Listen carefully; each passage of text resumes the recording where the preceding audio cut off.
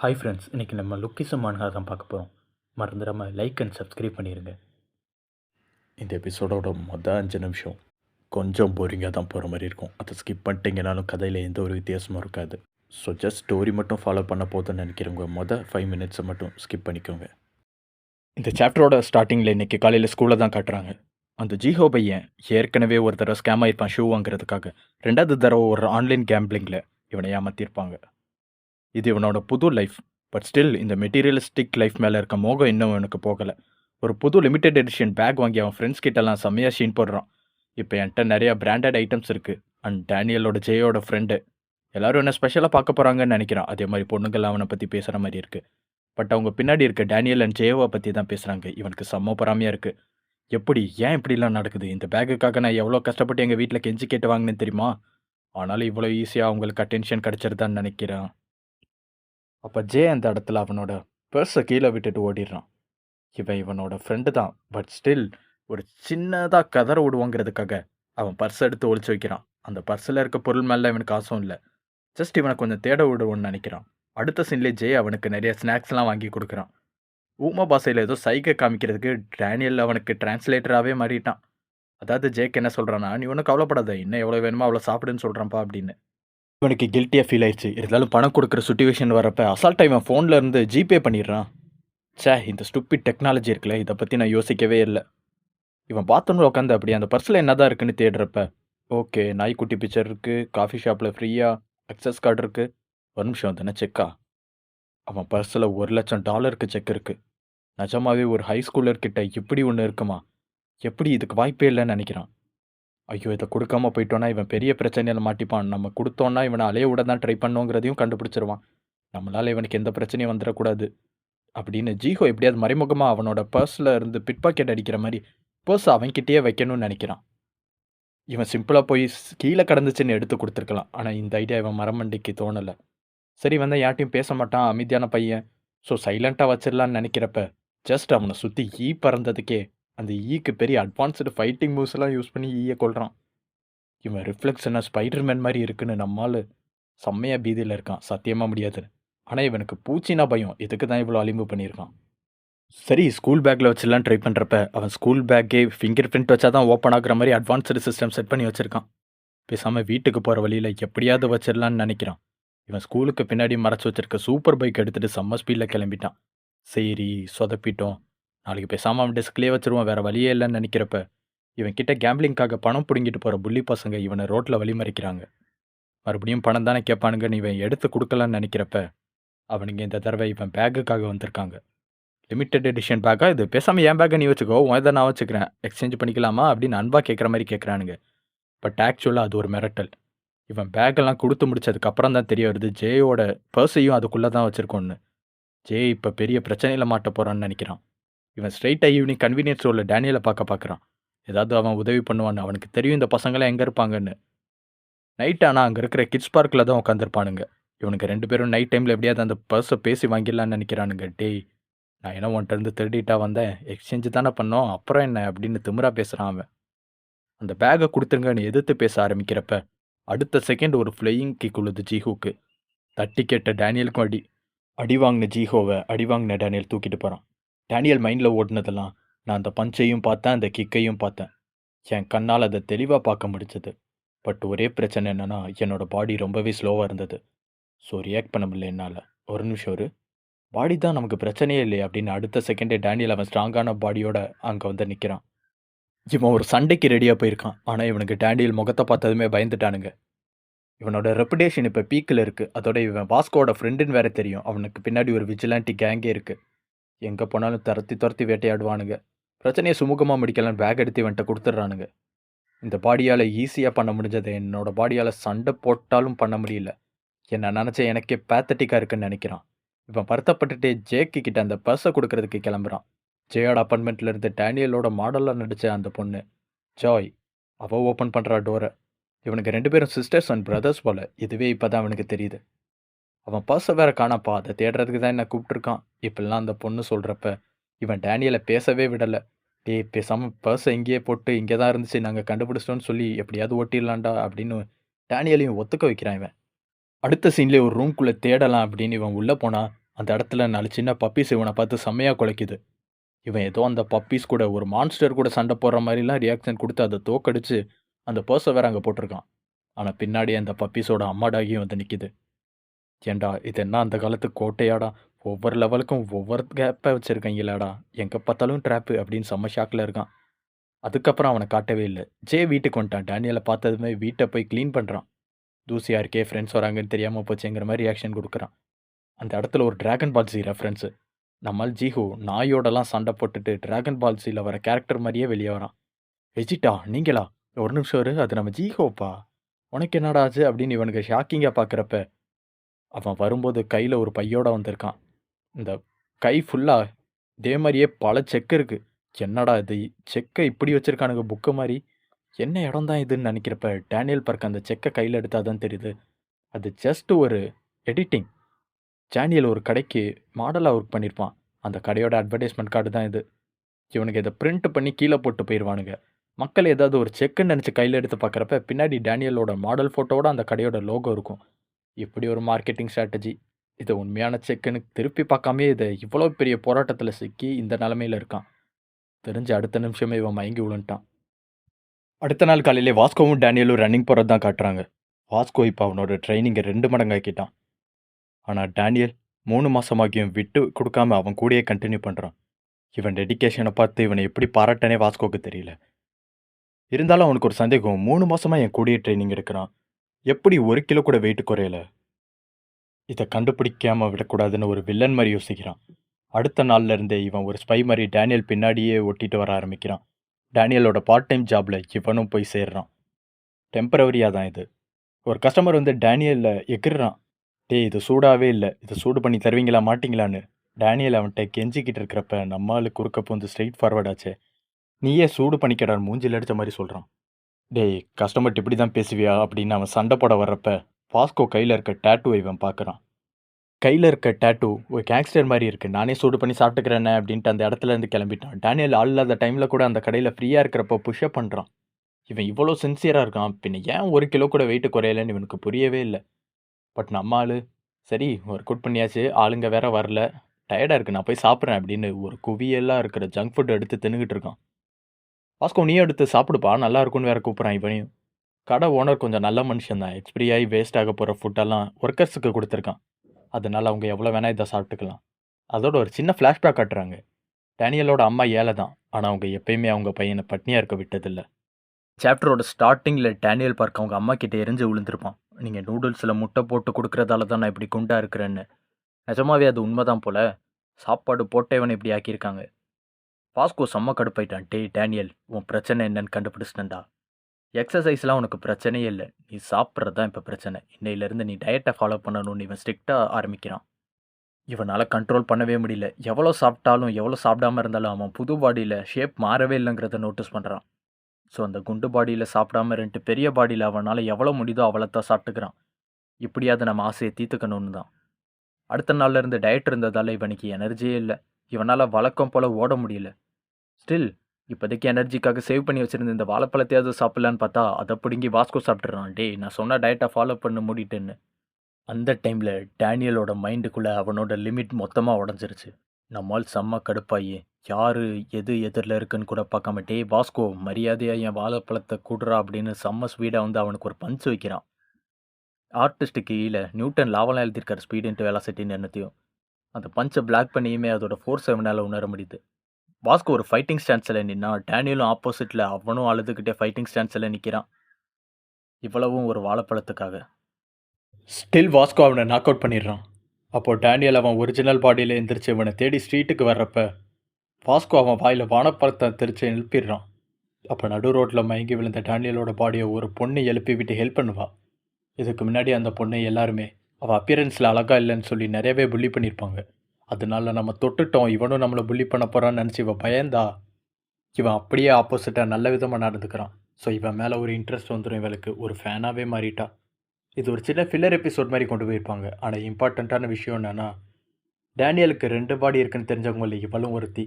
இவன் டேனியல் வீட்டுக்குள்ளேயே பூந்து ஒளிஞ்சிருந்து அவனுக்கு 2 பாடி இருக்குங்கிறத தெரிஞ்சுக்கிறவா. இவன் ஒரு பாடியை வச்சுக்கட்டும், இன்னொரு பாடியை நம்ம தூக்கிட்டு போயிடலான்னு அழகான பாடியை கடத்திட்டு போயிடுறான். இந்த மாதிரி ஏகப்பட்ட சேட்டை பண்ணியிருப்பா. அந்த சாப்டர்லாம் ரொம்ப மோசமாக போரிங்காக கொண்டு போயிருப்பாங்க, ரொம்ப ஸ்லோவாக. பட் அந்த பொண்ணு டேனியலை கட்டி போட்டு என்னை கல்யாணம் பண்ணிக்கொண்டு டார்ச்சர் பண்ணுறப்ப அந்த இடத்துக்கு எப்படியும் அவனை தேடி கிறிஸ்டல் சாய் வந்துடுவா.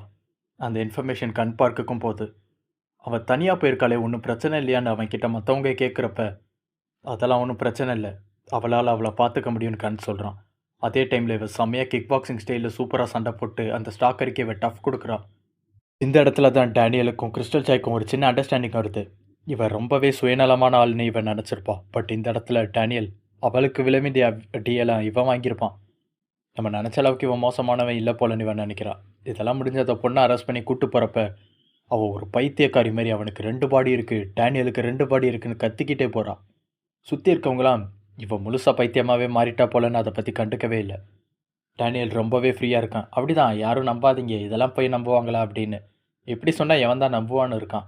ஆனால் பின்னாடி கிறிஸ்டல் சாய் ஏதோ ஒன்று ரியலைஸ் பண்ண மாதிரி நிற்கிறான். பிகாஸ் 2 பாடி இருக்க பர்சனில் இவளும் ஒருத்தி, இவனும் நம்மளை வரி ஒருத்தங்கிறத இவ கண்டுபிடிச்சிட்டா. கொஞ்ச நாள் கழிச்சு அந்த ஸ்டாக்கர் பொண்ணு ரிலீஸ் ஆனதுக்கப்புறம் அவளுக்கு என்ன ஆகுதுன்னு காட்டுறாங்க. ஜெயிலில் இருந்து அவள் வெளியே வர்றதுக்கு முன்னாடி அங்கே இருக்கிற பொண்ணுங்களாம் ஒரு கிஃப்ட் மாதிரி இதை நினச்சிக்கொண்டு அவளுக்கு மேக்கப் போட்டு விட்றாங்க. நல்ல ட்ரெஸ் போட்டு வெளியே வர்றப்ப ஏகப்பட்ட பேர் அவகிட்ட நம்பர்ஸ் கேட்டு வழியிறாங்க. ஸோ அப்பியரன்ஸை மட்டுமே பார்த்து ஒருத்தங்களை ஸ்டாக் பண்ணுறது எந்த அளவுக்கு முட்டாள்தனங்கிறத இவ்வளோ புரிஞ்சுக்கிறான். மனுஷங்க எப்போவுமே வெளிப்புறத்தில் இருக்க தோலை பார்த்து மட்டும்தான் அட்ராக்ட் ஆகுறாங்கன்னு ஃபில்லர் எபிசோடில் கூட ஆர்டிஸ்ட் ரெப்ரசன்ட் பண்ணாமல் விடவே மாட்டான். அதே டைமில் டேனியலோட ஊரில் லோகன் பாலை காட்டுறாங்க. அவன் எனக்கு இந்த ஸ்கூலில் இருக்கவே பிடிக்கல, ட்ரான்ஸ்ஃபர் கொடுங்கன்னு கேட்குறான். இந்த ஊரில் நீ நல்லா தானே இருக்க, உனக்கு தான் எந்த பிரச்சனையும் இல்லை, ஏன் ட்ரான்ஸ்ஃபர் ஆகணும்னு நினைக்கிறேன்னு கேட்குறப்ப அப்படியெல்லாம் இல்லை, நான் வேற ஒரு ஸ்கூலுக்கு போகணும்னு நினைக்கிறேன்னு டேனியல் பார்க் இப்போ படிக்கிற அதே ஸ்கூலில் சொல்கிறான். டேனியல் வந்ததுக்கப்புறம் தான் அந்த ஸ்கூல் எவ்வளோ பீஸ்ஃபுல்லான இடமா மாதிரி இருக்குது. பட் இப்போ மறுபடியும் அதே இடத்துல ஒரு புயல் வர மாதிரி காட்டுறாங்க. இந்த வருஷத்தோட ஸ்டார்டிங் ரீஓப்பனில் புதுசாக வந்த ஃப்ரெஷர்ஸில் அந்த ஹேக்கர் பையனும் ஒருத்தன். போரிங்காக போகிற கம்ப்யூட்டர் சயின்ஸ் கிளாஸில் மொத்த ஸ்கூல் ஸ்க்ரீன்லேயும் இவன் விட்டு படத்தை ஹேக் பண்ணி போடுறான். அதே ஸ்கூலில் சிங்கர் டிபார்ட்மெண்ட்டில் புதுசாக ஜாயின் பண்ண பொண்ணுங்கள்லாம் வழக்கமாக பென்சின் பின்னாடி தான் புகழ்வாங்க. ஆனால் இப்போ அந்த குண்டு பையனை புகழ்கிறாங்க. இவன் ரொம்பவே ஃபேமஸ் ஆகிட்டான் இப்போல்லாம். டேலண்ட்டை மட்டுமே வச்சு, அதுவும் பாஸ்கோவும் பஞ்சவும் நம்ம கிளாஸில் யார் தான் வந்திருக்காங்கன்னு பார்ப்போமே, யாராவது பொண்ணுங்க இருக்காங்களான்னு பார்ப்போம்ப்பா நம்ம டிபார்ட்மெண்ட்டில். இப்படிலாம் நினச்சிட்டு டோரை ஓப்பன் பண்ணால் புதுசாக வந்தவனுக்கு எல்லாம் சரியான ரவுடி பசங்களாக இருக்கானுங்க. கிளாஸ்குள்ளேயே எச்சி தூப்புறது, சிகரெட் பிடிக்கிறது, கை கால்லாம் டேட்டூ போட்டு சுற்றுறானுங்க. பம்ஜே, வாஸ்கோ ஓடிடுவோமாப்பான்னு கேட்குறதுக்கு ஆமாம் ஓடிடலாம், அதான் நல்லதுன்னு இவனும் எஸ்கேப்பாக தான் பார்க்குறான். பட் ஒருத்தன் இவனுங்களை பார்த்துட்டான். இது அவன் தான்டா, அவனே தான், இங்கே தான் இருக்கான் பாருங்க அப்படின்னு எல்லா பசங்களையும் அலாட் பண்ணுறான். அவங்கெல்லாம் சண்டை போடுற மாதிரி வந்துட்டு இவங்க முன்னாடி தலை குனிஞ்சு, வாஸ்கோ நாங்கள் உங்கள் பெரிய ஃபேன், எங்களையும் உங்கள் டீமில் சேர்த்துக்கங்கன்னு சரண்டர் ஆகிட்டானுங்க. இவனை புகழ்ந்து தள்ளிக்கிட்டு இருக்காங்க. வாஸ்கோக்கு ஆனந்த கண்ணீரே வந்துருச்சு. இப்படி பீஸ்ஃபுல்லாக போய்கிட்டு இருக்க அவங்க ஸ்கூல் லைஃப்பில் கார்ட்டூன் அண்ட் அனிமேஷன் கிளப்பை காட்டுறாங்க. இந்த இடத்துல இருக்க பசங்கள்லாம் ஃப்ரெண்ட்லியாக இருக்காங்க. பட் அப்போது புதுசாக ஒரு ஸ்டூடெண்ட் என்டர் ஆகுறான். அது லோகன் லீ. டேனியல் பார்க்கோட ஊரில் இருந்ததுலே பெரிய புள்ளி. இப்போ இந்த ஸ்கூலுக்கும் வந்திருக்கான். அப்போ இவனுக்கு ஒரு சின்ன ஃப்ளாஷ்பேக் காட்டுறாங்க. டேனியலும் இவனும் எப்படி மீட் பண்ணிக்கிட்டாங்கன்னு. இவனோட பழைய ஸ்கூலில் அப்போ தான் இவன் ஃபஸ்ட் இயர் படிக்கிறான். அந்த ஸ்கூலில் இருக்கிறதுலே ஃபேமஸான ஒரு ஃபுட்பால் பிளேயர். அவன் ஒரு பொண்ணோட ரிலேஷன்ஷிப்பில் இருக்கான். 22 நாள் இவனுக்கு ரிலேஷன்ஷிப் கம்ப்ளீட் ஆனதுக்கெலாம் பார்ட்டி வைக்கிறானுங்க. அந்த ஸ்கூலில் இருக்க பசங்கக்கிட்டே பிடுங்கி. அப்படி கலெக்ட் பண்ணுறப்ப தூங்கிக்கிட்டு இருக்க ஒரு பையனோட டெஸ்கை எட்டி உதச்சி கலெக்ட் பண்ணுறான். அவன் தான் லோகன் பால். அவன் எந்திரிச்சு பணம் கேட்டவன் முகத்திலே ஒரு பஞ்சு விடுறான். ஏன் ஆளையே அடிக்கிறியாடான்னு அந்த ஃபுட்பால் பிளேயரை ஸ்ட்ரைட்டாக இவன்ட்ட வர்றப்ப அவனையும் அடித்து தான் டாப் பொசிஷனுக்கு இப்போ இவன் வந்திருக்கான். இவன்ட்ட அடி வாங்கின அந்த ஃபுட்பால் பிளேயர் ஸ்ட்ரைட்டாக டேனியல் பார்க்கோட டெஸ்ட்டில் தான் விழுந்திருக்கான். என்னடா முறைக்கிறேன்னு டேனியலை பார்த்து கேட்குறான். இதுதான் இவனுங்களோட ஃபஸ்ட்டு மீட்டிங்கே. ஆனால் அந்த புது ஸ்கூலில் லோகன் எந்த பிரச்சனையும் பண்ணல. இங்கே இருக்கிற எல்லாரும் ரொம்ப ஃப்ரெண்ட்லியாக ரொம்ப சாஃப்டாக இருக்கானுங்க. இவன் அவங்க எல்லாரும் ஆடுங்க மாதிரி பார்க்குறான். லோகனுக்கு இவனுங்களை ஒரு ஆட்டு மந்தைக்குள்ளே இவனை விட்ட மாதிரியே இருக்குது. பீஸ்ஃபுல்லாக இவனோட ஸ்கூல் டேஸ் போகுது. பட் அன்னைக்கு பிரேக் பீரியடில் சிங்கர் டிபார்ட்மெண்ட்டோட ஸ்ட்ராங்கஸ்ட் ஃபைட்டர் வின்சென்ட் புதுசாக வந்தவங்களை வம்பளுக்கலான்னு ஸ்ட்ரெயிட்டாக இவன் கிட்ட தான் வந்திருக்கான். என்னடா ஆனிமே ஃபேனா நீ, என்ன பாடியிலலாம் ஏதோ கிறுக்கி வச்சுருக்க, இப்படிலாம் அவனை போட்டு டச் பண்ணி பார்த்துக்கிட்டு இருக்கானுங்க. பட் அது ஒரு டேட்டூ. இதெல்லாம் ஒரு பாத்ரூமில் நடக்குது. அதில் ஏற்கனவே ஒரு கம்பார்ட்மெண்ட்டில் இந்த அனிமேஷன் கிளாஸோட பழைய புள்ளி ஸ்ட்ராங்கஸ்ட் ஃபைட்டர்னு தன்னைத்தானே சொல்லிக்கிற ஒருத்தன் வெளியே வந்து அவனுக்கு பிரச்சனை பண்ணுவானுங்களோன்னு பாத்ரூம் போய் முடிச்சிட்டும் பாத்ரூம் போகிற மாதிரி ஆக்டிங் பண்ணிட்டு உள்ளே உட்காடுறான். அப்போ தான் இந்த லோகன் உள்ளே வந்து மாட்டியிருக்கான். டேய், என்ன டேட்டூன்னு சொல்லி ஊரே மத்திரியா, இதை பெண்ணில் தானே கிறுக்குனேன் அப்படின்னு எச்ச தொட்டு அதை அழிக்கலாம் ட்ரை பண்ணிக்கிட்டு இருக்கான். இவன் செம்ம கடுப்பாயி, "டேய் உனக்கு ஏதாவது என்கிட்ட ஆரம்பிக்கணும்னு ஆசை இருக்கா? கொஞ்ச நாள் நான் எதுவும் பண்ணாம போர் அடிச்சு போய் தான் இருந்தேன் இவன மிரட்டுறப்ப. இவன பார்த்தீங்களா எப்படி பேசுறான்னு? 2 அடிய போட்டா தான் இவன் சரி வருவான்னு சட்டைய கழட்டுறான்." அவன் ஃபைட்டிங் ஸ்டைலே இப்ப தான் ஃபர்ஸ்ட் டைம் காட்டுறாங்க. பென்ஜின் ஒரு ஜூடோ யூசர் மாரி தெரியுது. இவன் ஜூடோ த்ரோ பண்றப்ப லோகன் பால் வெறும் பியூர் ரா ஸ்ட்ரென்த்தை மட்டுமே வச்சு இவனை வெறும் கையால் தூக்குறான். இவன் பிரசிலியன் ஜிஜிட்ஸுல பெரிய எக்ஸ்பர்ட்னு தெரியும். நேருக்கு நேரம் அவன் தலையை மோதி அவன் கண்ணாடியை நொறுக்கிடுறான். முகத்துல இருந்து ரத்தம் கொட்டுது. கொரியன் லாப்படி கண்ணாடி போட்டவங்க முகத்தால் அடிக்கிறது கொலை குற்றத்துக்கு ஈக்குவலான ஒரு சட்டம். பட் இவன் எதை பற்றியுமே கவலை. இவனை அப்படியே தூக்கி தரையிலே அடிக்கிறான், துணி துவைக்கிற மாதிரி. வெஞ்சனோட ஃப்ரெண்ட்ஸ்லாம் ஷாக் ஆயிட்டானுங்க. கீழே விழுந்து கிடக்கிறவனை கூட இவன் விடாமல் அடிக்கிறப்ப வெஞ்சன் அதை தடுக்க முயற்சி பண்ணல. அதுக்கு மாற அவனோட கண்ணாடி உடஞ்சதால் அவன் கண்ணை மறைக்கணும்னு நினைக்கிறான். இதுக்கு பின்னாடி ஏதோ ஒரு ட்விஸ்ட் இருக்க மாதிரி தெரியுது. ஸ்டில் இவனை போட்டு செம்மையாக அடிக்கிறப்ப அதை பாத்ரூமில் உட்காந்து வேடிக்கை பார்க்குற பையன் மைண்டில் ஓடுறதுலாம் ஒரு விஷயந்தான். இது வரைக்கும் எல்லாருமே எங்கள் டிபார்ட்மெண்ட்டு வீக்கான கிளாஸ் மாதிரி பார்த்தாங்க. ஆனால் இப்போ எங்களுக்கு ஒரு தளபதி கிடச்சிட்டான்டான். இவனை பெரிய போராளி ரேஞ்சுக்கு பில்ட கொடுக்குறான். இவன் அடி வாங்கி செத்தாலும் பரவாயில்ல, என்னோட கண்ணை மட்டும் காட்டக்கூடாதுன்னு நினைக்கிறான் வின்சின். அப்படின்னா அதை பார்த்தே ஆகணுமே. வின்சினோட கண்ணை மறைச்சிருக்க கையை எடுத்து விட்டு அப்படி என்னதான் இருக்குன்னு பார்க்குறான் லோகன். அந்த இடத்துல இவன் பார்த்ததை இவனால் நம்பவே முடியல. ஒரு செகண்ட் உறைஞ்சு போயிட்டு இவனை விட்டுட்டு கிளம்புறான். அதுவும் கதவு வழியாக இல்லாமல் ஜன்னல் வழியாக ஏறி குதிச்சு. டீச்சர் உள்ளே வராருங்கிறத ஏற்கனவே கெஸ் பண்ணி தான் இப்படி ஒரு டிசிஷன் எடுத்திருக்கான். உள்ளே வந்த டீச்சர் வின்சென்ட் மயங்கி இருக்கிறத பார்த்து, என்னடா உங்களுக்குள்ளேயே அடிச்சுக்கிட்டீங்களா, வாங்க பிரின்ஸிபல் ரூம் போகலான்லாம் கூப்பிட்றப்ப வின்சென்ட் மயக்கத்தில் இருந்து எந்திரிச்சு, எனக்கு ஒன்றும் பிரச்சனை இல்லை, நான் இங்கேருந்து வலிக்கு விழுந்துட்டேன் அவ்வளோதான்னு சொல்கிறான்.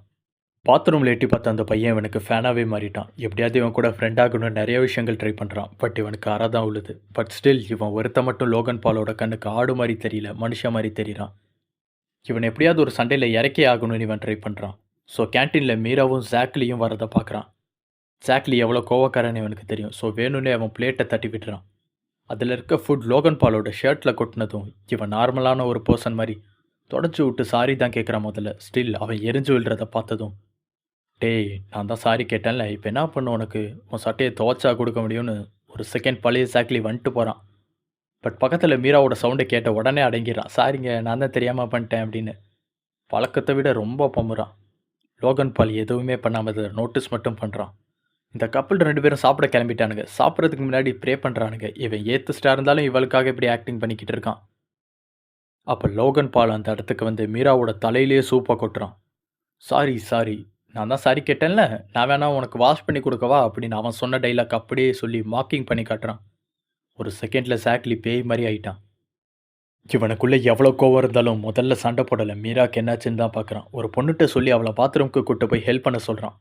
லோகன் பால் நிஜமாவே இவன் ஒரு முட்டாள் தான் போல, இவனுக்கு தான் ஓவராக சீன் போட்டோம் போல இப்படின்னு நினைக்கிறப்ப அடுத்த செகண்ட் அவன் ஃபேஸ்க்கு ஒரு பவர்ஃபுல்லான பஞ்ச் வருது. கேன்டீனில் இருக்க மொத்த பேரும் ஷாக் ஆகிட்டாங்க. லோகன் பாலோட புதுசாக சேர்ந்த அடியால் இட் இஸ் ஆன் அப்படிங்கிற மாதிரி செம்மையாக ரியாக்ஷன் கொடுத்துக்கிட்டு இருக்கான்.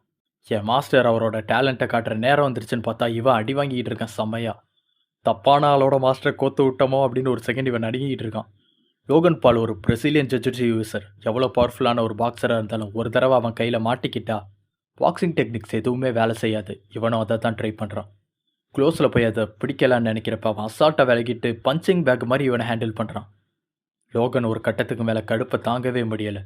டேய் நீ அடித்தது கொசு கடித்த மாதிரி இருக்குடான்னு சும்மா வாயில் சொல்கிறான். பட் மூக்கில் இருந்து ரத்தம் ஒழுகிக்கிட்டு இருக்கு. ஜாக்லி மைண்டில் நினைக்கிறதுலாம் மீரா பாத்ரூமில் இருந்து வெளியே வரதுக்குள்ளே இவனை காலி பண்ணணுன்னு செம்மையாக சண்டை போட ஆரம்பிக்கிறான். அதே டைமில் கிளாஸில் இருக்க டேனியல் பார்க்க காட்டுறாங்க. ஒரு பொண்ணு போய் இவன்ட்ட வலிஞ்சிக்கிட்டு இருக்கா. ஜாக்லியவே நீ தோக்கடிச்சிட்டியாமே, வந்த நாள்லையே நீ பெரிய ஆள் தான், நீ பெரிய ஃபைட்டர் அப்படிலாம் கேட்குறப்ப அதுக்கெல்லாம் வாய்ப்பே இல்லை, நான் ஏதோ ஒரு ஃப்ளூக்கில் அடித்தேன், அதை மட்டும் கனெக்ட் ஆகலாட்டி அவனை தோக்கடிச்சிருக்கவே முடியாது, நான் எவ்வளோ ட்ரை பண்ணாலும். அந்த மூவை எனக்கு சொல்லிக் கொடுத்தது என் பழைய ஸ்கூலில் இருக்க ஒருத்தானே பேசிக்கிட்டு இருக்கான். இப்போ அதே ஆள் தான் ஜாக்லிக்கு முன்னாடி சண்டை போடுறான். ஸோ இவனுக்கும் அந்த மூவ் தெரியும். அதே பஞ்சை இவன் அவனுக்கு பண்ணுறப்ப நம்மளும் அதை அப்படியே பிளாக் பண்ணுறான். துண்டு ஒரு தடவை தாண்டா தவறுங்கிற மாதிரி அசால்ட்டாக பிளாக் பண்ணுறான். எனக்கு தெரிஞ்ச ஒரு புறம்போக்கு இந்த மூவை ஏற்கனவே யூஸ் பண்ணிட்டான்டா, மறுபடியும் இதுலேயே நான் மாட்டுவேன்னு நினைக்கிறியான்னு அடுத்த ரவுண்டுக்கு செம்மையாக ரெடி ஆகிறான். லோகன் இதுக்கு முன்னாடி அவன் வாழ்க்கையில் இப்படி ஒரு ஆள் கூட சண்டை போட்டதே இல்லை. இப்போ இவன் சீரியஸாக இறங்கணும்னு நினைக்கிறான். இவன் ஜஸ்ட் ஒரு லூஸான செப்பல் போட்டிருக்கான், அதனால தான் இந்தளவுக்கு ஸ்லோவாக இருந்திருக்கான். ஒன்ஸ் அதை கலட்டின உடனே ஈஸியாக அவனை பிடிச்சிட்டான். டேக்கிள் பண்ணி இவன் பாடியை ஏரில் தூக்கி தரையிலே அடிக்கிறப்ப ஒரு செகண்டில் இவன் பிளாக் அவுட் ஆகிட்டான். இந்த கலவரம்லாம் நடக்கிறப்ப கிராஃபட் ஏரியாவை ஒட்டி தான் வாஸ்கோவும் அவன் ஃப்ரெண்டும் நடந்து போகிறாங்க. இந்த சவுண்டை கேட்டு இவனுக்கு என்டர் ஆகுற மாதிரி தெரியுது. அதே டைமில் சாக்லி மேலே இவன் சாப்பாட்டை கொட்டி விளாட்றான். அவனால் மூவ் பண்ணவே முடியல. ஒரு மனுஷனோட முதுகெலும்பை ஸ்ட்ரைட்டாக தரையில் அடிக்கிறப்ப அவனோட பாடி இந்த கண்டிஷனில் தான் இருக்கும். ஏன் என்னால் எந்திரிக்க முடியல, ஏன் மறுபடியும் நான் தோற்று போய்கிட்டே இருக்கேன்னு சாக்லி கிட்டத்தட்ட சாஸ்கே மோடுக்கு போய் பக்கத்தில் இருக்க சோத்தை அடிச்சுக்கிட்டு இருக்கான். பட் அதே டைமில் நடுவில் மீரா வந்துடுறான். தலையெல்லாம் வாஷ் பண்ணிட்டு, டே உனக்கு என்ன பிரச்சனை, ஏன் போகிறவங்க வரவங்களோடலாம் சண்டை போடுறேன்னு பேசி தீக்க பார்க்குறான். சாக்லியை காப்பாற்ற தான் இவன் ட்ரை பண்ணுறான். பட் ஸ்ட்ரெயிட்டாக அவளோட முடியே இவன் பிடிச்சிடறான். அடுத்த செகண்ட் சாக்லி எந்திரிச்சு அவன் சின்லேயே ஒரு பஞ்ச் வைக்கிறான். இவ்வளோ தாண்டா என்னோட லிமிட்டு, இதுக்கு மேலே ஒன்று சாகணும் இல்லாட்டி இப்போ உன்னை கொல்லணும், இதுக்கு மேலே என்னால் பொறுமையாக இருக்க முடியாதுன்னு. அடுத்த ரவுண்டுக்கு இவன் ரெடியாகிறப்ப இவனோட கால் நடுங்கிக்கிட்டு இருக்கு. இதே மாதிரி தான் முகத்தில் பஞ்ச் வாங்கின லோகன் பாலும் கொஞ்சம் கிறுக்கலாக தான் சுற்றுறான். ஆனால் இவனுக்கு சண்டையை தடுத்து நிறுத்தின வாஸ்கோ பின்னாடி இருந்து லோகனோட ஷோல்டரில் கையை போட்டுறான். எதுக்குப்பா சண்டையெல்லாம் போடுறீங்க, நண்பர்களுக்குள்ளே ஒரே ஸ்கூலில் படிக்கிறோம், நம்ம எல்லாருமே நண்பர்களாக இருக்க ட்ரை பண்ணுப்பா, இப்படிலாம் பேசிக்கிட்டு இருக்கான். பட் இவன் கூலாக அட்வைஸ் பண்ணி அவன் மறைக்கிறப்ப ஷோல்டரை கிடுக்குப்படியாக பிடிச்சி ஒரே அமுக்க அனுப்பி தரையோட தரையை அவனை உட்கார வச்சுட்டான். எப்படி ஒரு மனுஷனால் இவ்வளோ ஸ்ட்ராங்காக இருக்க முடியும், கிட்டத்தட்ட என் ஷோல்டரே உடஞ்சி போயிருக்கணும். இவன் ஷாக் ஆகி பார்க்குறப்ப ஸ்டில் இவன் பிரசிலியன் ஜிஜிட்ஸு மூஸை யூஸ் பண்ணி இவன் கீழே தள்ளி காலை உடைக்க ட்ரை பண்ணுறான். பட் பியூர் மசில் ஸ்ட்ரென்த்தால் இது எதுவுமே நடக்க விடாமல் அசையாமல் நிற்கிறான். கோ பார்க் சொன்ன அந்த சமாளிக்கிறதுக்கு உருட்டின ட்ரைனிங் ரோட்டினை நிஜமாகவே அவன் ஃபாலோ பண்ணியிருக்கான். பழக்கத்தை விட 2 மடங்கு, 200 தடவை. ஒரு பியூர் அட்வான்ஸ்டு ஃபைட்டிங் டெக்னிக்கை வெறும் இவனோட ஸ்ட்ராங்கான ஒரு காலை வச்சு மட்டுமே வெயிட்டாக இருக்கிற ஒரு பர்சனை காற்றுல தூக்கி நிற்கிறான். இவனால் நம்பவே முடியல, நிஜமாகவே இது ஒரு மனுஷனால் பண்ண முடியுமான்னு. இருந்தாலும் இவனை அடிக்க வரப்ப நடுவில் சாக்லி வந்து காப்பாற்றிடுறான். இவனுக்கு 2 பேரும் பார்ட்னர்ஷிப்பாக ஒர்க் பண்ணுற மாதிரி தெரியுது. பட் இவனுங்களுக்குள்ளேயே அடிச்சுக்கிறானுங்க. இது என்னோட சண்டைடா, குறுக்க தலையிடாத, நான் தான் இவனை அடிப்பேன் அப்படின்னு இவனுங்களுக்குள்ளேயே சண்டை போகிறானுங்க, யார் இவனை அடிக்கிறதுக்குன்னு. பட் பின்னாடி இருந்து இன்னொருத்தனோட சவுண்டு கேட்குது. அப்படிலாம் பார்த்தா நீங்கள் 2 பேருமே க்யூவில் இருக்கணும் தம்பி, உங்களுக்கு முன்னாடியே நான் இருக்கேன் அப்படின்னு பென்சின் அந்த இடத்துக்கு வந்து நிற்கிறான். பென்சின் நினச்சா அப்போவே எந்திரிச்சு மறுபடியும் சண்டை போட்டிருக்க முடியும். பட் இவன் கண்ணாடி உடஞ்சிருச்சு. புதுசாக ஒரு கூகுள்ஸை மாட்டிகிட்டு வந்திருக்கான். இப்போ ஒரு ஸ்விம்மிங் கிளாஸோடு வந்திருக்கான். இந்த ஸ்கூலோட டாப் ஃபைட்டர்ஸ் எல்லாருமே இப்போ இவனுக்கு எதிராக நிற்கிறாங்க. இதோட இந்த சாப்டர் முடியுது. அடுத்த சாப்டர் சீக்கிரமாகவே அப்டேட் பண்ணுறேன்.